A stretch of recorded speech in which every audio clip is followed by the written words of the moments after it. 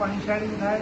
हाणे असां हलंदासीं शेर सदारत आहे असां वटि बहितरीन शाइर मदद त उन खां पोइ असां पंहिंजो प्रोग्राम खे पहुचाईंदासीं।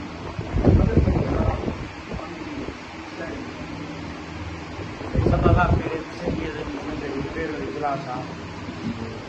सभिनी दोस्तनि खे साईं ख़ुशी सां नूर कुंवर साहब जस खोलिया सॼी टीम बहितरीन कमु कई आहे। सभिनी खे जस हुजे। पहिरियों इजलास आहे, सुठो बंदोबस्तु थियल आहे। टे पका हलंदा। कहाणी लिखी आहे। हाणे मां कहाणी नोयत खे कोन थो ॾिसां, चवंदो टाइम पूरो थी वियो आहे। हिकिड़ो मां गज़ल पढ़ंदुसि कहाणी खे छॾे उहा इजाज़त ॾियो त उहो त भला पढ़ा।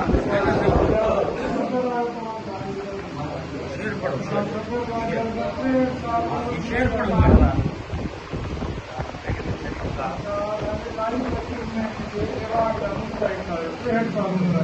Thank U sir.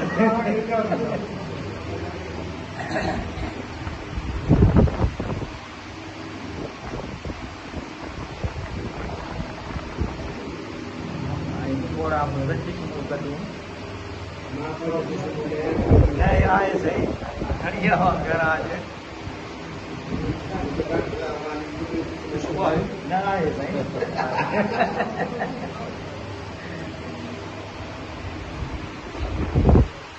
सही गज़ल आहे।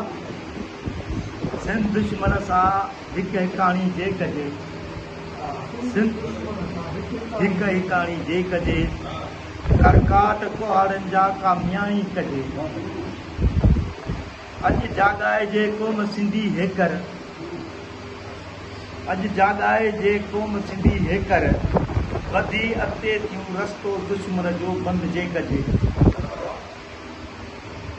सुस्ती असांजे मथां आहे चढ़ी, हिमत खे हथियार करे उथी घणो कुझु कजे।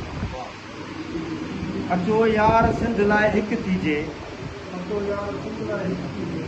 मोहबतनि जे मेड़ में आज़ादीअ जो ऐलान कजे। मज़हब असां मथां पियल जो आहिनि, मज़हब असां मथां पियल जो आहिनि।